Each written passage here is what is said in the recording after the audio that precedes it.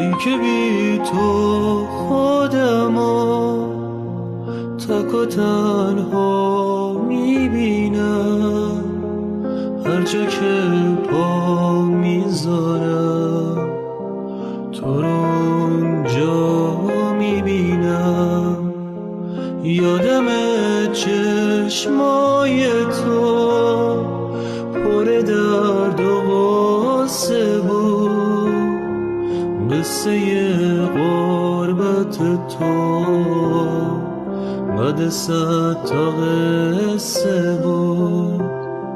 یاد تو هر جا که هستم با منه، داره عمر منو آتیش میزنه.